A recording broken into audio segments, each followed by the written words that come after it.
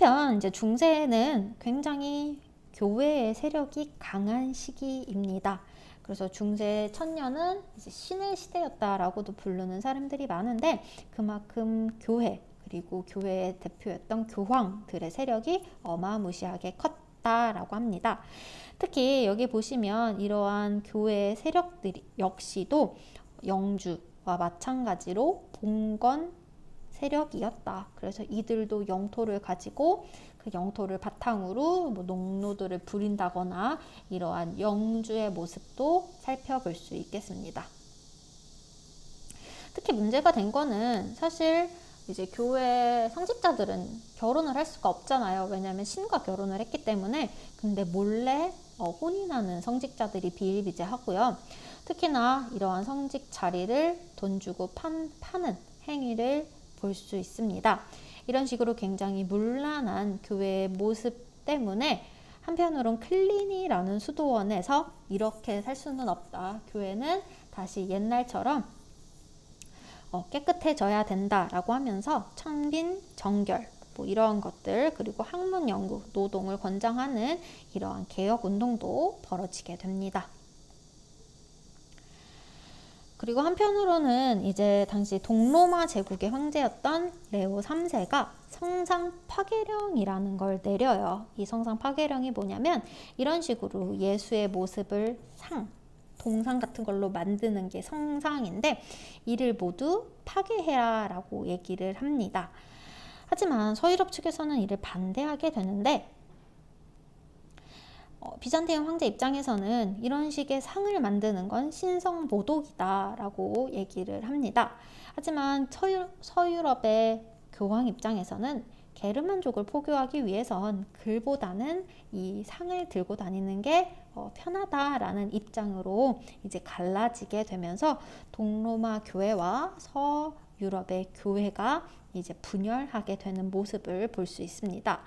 결국엔 그렇게 분열되면서 로마 카톨릭과 그리고 그리스 정교로 나뉘게 되고요.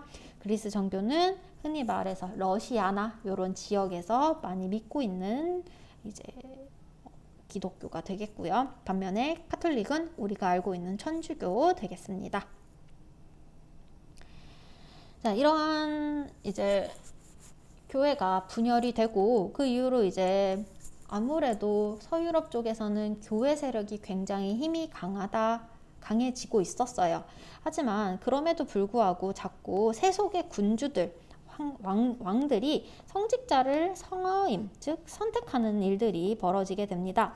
아무래도 세속 군주가 성직자를 선택하다 보면 이 속에 이제 속세적인 것들이 자꾸 때를 타게 되는 거죠. 그래서 그리고리우스 7세는 이렇게 때 타는 게 꼴보기 싫은 거예요. 왜냐면 이런 식의 세속 군주의 손을 타다 보면은 자꾸 여러 가지 문제들이 발생하기 때문입니다. 이 그레고리우스 7세가 방금 앞에서 봤던 개혁운동을 펼쳤던 클리니 수도원 출신의 교황이다 보니까 세속 군주의 성직자 서임을 금지하고 성직 매매를 금지하고 성직자 결혼을 금지하자라는 이러한 것들을 굉장히 강하게 어필을 하게 되고요. 이렇게 어필을 하자 당시 신성 로마 제국의 황제였던 하일리인 4세가 이를 거부하게 됩니다. 자, 잠깐 여기서 먼저 신성 로마 제국이란 단어를 여러분들이 처음 보는데, 이 신성 로마 제국은 원래 이제 동프랑크 왕국이에요. 아까 우리가 샤를마뉴가 죽고 나서 동, 서, 중, 프랑크로 나뉜다라고 했는데, 그 중에 이제 독일이 되는 동프랑크가 이렇게 신성 로마 제국으로 이제 이름이 이제 바뀌게 됩니다. 중간에 이제 오토 1세라는 황제가 외부의 침입으로부터 이 지역을 지켜내고 교황으로부터 또 서로마 제국의 황제 칭호를 받아요. 샤르마뉴가 그랬던 것처럼 오토 1세 역시 서로마 제국의 황제 칭호를 받고 이제 신성 로마 제국이라는 이름을 갖게 되는데, 이 신성 로마 제국의 황제였던 하일리 4세는 결국엔 그레고리우스 7세에 의해서 파문당하게 됩니다. 그래서 파문당하게 되자 그러면 안 되잖아. 이 교회가 중심인 세상에서 자신이 크리스트교 신도로서 자격을 빼앗기면 안 되니까 당시 그레고리우스 7세가 있었던 카노사 성에 가서 빌어서 겨우 파면을 면하게 되는 일까지도 벌어지게 됩니다. 그래서 이 사진은 바로 이 사람이 이제 맨발로 무릎을 꿇고 빌고 있는 하일리 4세 되겠습니다. 그 이후에 이제 보름스 협약이라는 걸 통해서 더 이상 세속 군주가 아닌 교황이 성직자 서임권을 가지게 됩니다. 여기 내용 잠깐 보시면요. 신선 로마 제국의 황제인 나 하인리히는 영적 권력에 의한 모든 서임권을 성스러운 카톨릭에게 양도하겠다.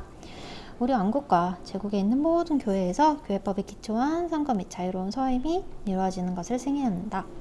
또한 나는 이 분쟁이 시작되고 나서 내 아버지 시대와 내 시대에 걸쳐 지금까지 탈취해서 내가 갖고 있던 모든 소유권과 세속권 권한을 성스러운 가톨릭에게 돌려준다 라고 합니다.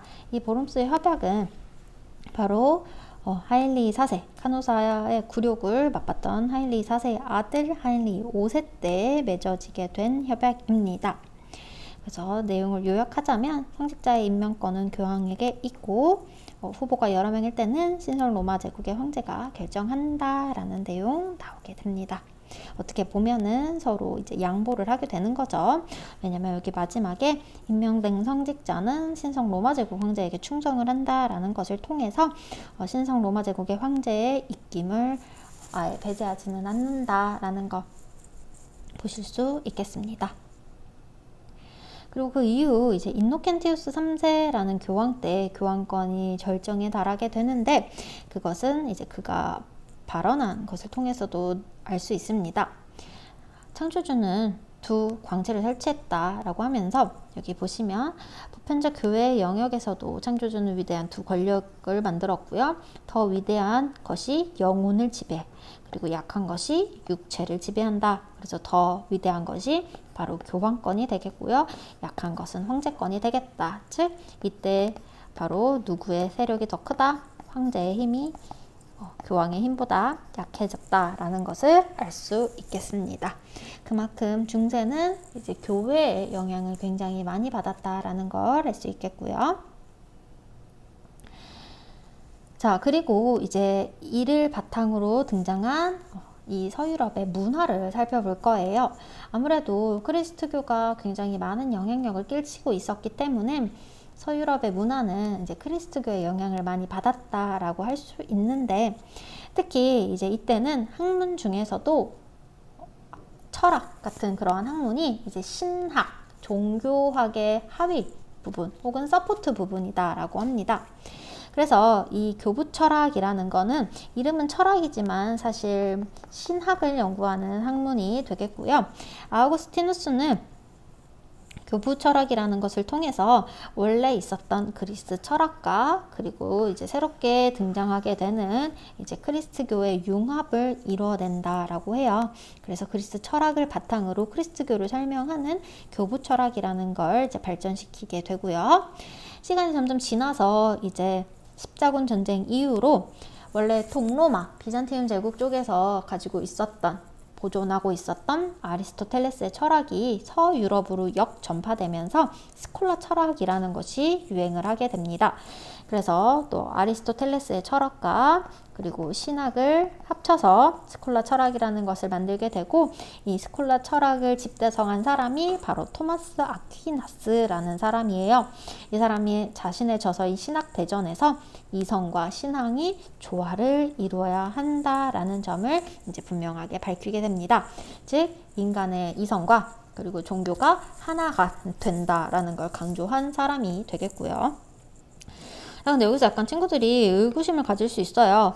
아리스토텔레스, 이 사람 아테네 사람인데 이 사람 원래 서유럽 사람 아니에요? 아테네 그리스잖아요 라고 이제 궁금한 사람들이 있는데 아무래도 여기에 게르만족들이 들어오고 뭐 노르만족도 들어오고 그러다 보니까 굉장히 여러 가지 문화들이 많이 사라졌다라고 볼 수 있고요. 대부분의 이러한 로마, 그리스 이러한 것들을 유지하고 있었던 건 비잔티움 제국이에요. 그래서 이런 비잔티움 제국에서 가지고 있었던 다양한 문화들이 이제 십자군 전쟁 이후로 다시 서유럽 쪽으로 역전파됐다라고 보시면 되겠습니다. 하지만 이제 시간이 지나면서 스칼라 철학에서도 이제 약간의 균열이 생기게 되는데, 원래 종교와 사람, 이성은 하나다라고 생각했던 사람들 중에서도 이제 점차 시간이 지나면서 아니다, 이성과 신앙은 다르다, 분리를 주장하는 사람들이 등장하게 됩니다. 이제 이런 사람들이 등장하면서 이제 신이 강조되는 중세가 점점 무너져 나가고 있다라는 것을 알 수 있겠습니다. 그리고 이제 이 시기에 이제 교육기관이라고 볼 수 있는데, 원래 중세 초기에는 교회나 수도원이 이제 교육기관이었는데, 점점 시간이 지나면서 대학이라는 게 등장을 하게 되고요. 굉장히 자치적으로 이제 이곳에서 교육을 실시하게 됩니다. 이때 설립되었던 가장 대표적인 대학이 바로 이탈리아의 볼로냐 대학과 영국의 옥스퍼드 대학이다라고 합니다. 특히 영국의 옥스퍼드는 여러분들 많이들 보셨을 해리포터 호그와트 입학시 들어가는 식당이 바로 옥스퍼드 대학이 배경이 되었다라고 합니다. 굉장히 유서 깊은 대학이고, 이것이 바로 중세시대 교육을 책임졌던 것부터 시작이 된다라고 합니다.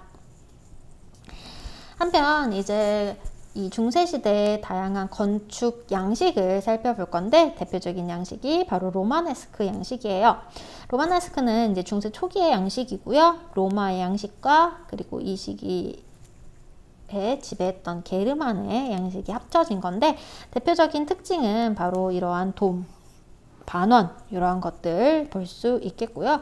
굉장히 두꺼운 벽을 가지고 있음을 살펴볼 수 있습니다. 이게 두께가 굉장히 두껍다라는 거 볼 수 있고요.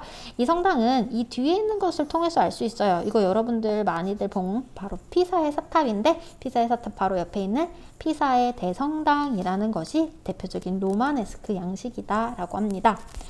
하지만 사실 중세 하면 가장 유명한 양식은 바로 고딕 양식이에요.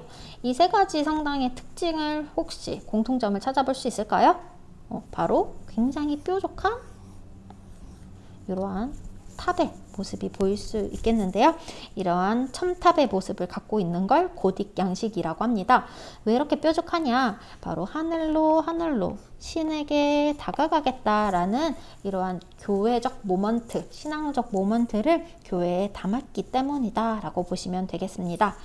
그리고 이러한 스테인드 글라스 역시도 이러한 고딕 양식의 가장 대표적인 특징이다 라고 볼 수 있겠습니다. 자, 마지막으로는 이 당시에 유행했던 문학에 대해서 살펴볼 건데, 아무래도 기사가 많다 보니까 기사들의 영웅담을 담은 기사도 문학이 굉장히 유행했다라고 해요. 여러분들 혹시 이 칼 혹시 뭔지 알까요? 돌에 박혀 있는 칼, 이 칼을 뽑은 자가 지배할 것이다 라는 엑스칼리버라는 칼을 들어보셨을지 모르겠는데, 바로 이 엑스칼리버로 유명한 아서왕 이야기가 이 당시에 만들어진 중세 영웅담의 내용이고요. 그리고 한편으로는 우리가 지난 시간에 배웠던 샤를마뉴, 카롤루스 대제, 그때 관련된 내용인 롤랑의 노래라는 게 있어요. 그래서 이 두 가지가 대표적인 기사도 문학이다 라고 보시면 되겠습니다. 네, 여기까지가 이제 서유럽의 봉건 사회의 모습을 보실 수 있겠고요. 이제 우리 다음 시간에는 반대쪽에 있었던 동로마 지역, 비잔티움 제국에서는 어떤 일들이 있었는지 살펴보도록 할게요. 서유럽이 이제 봉건 사회가 형성되고 굉장히 교회가 중요시 되던 그 시기에 동로마는 과연 어떤 일들이 벌어졌을까? 다음 시간에 같이 한번 살펴보도록 하겠습니다. 이제 이어서 교과서 정리하고 구글 퀴즈까지 풀고 수업 마무리하도록 할게요. 안녕.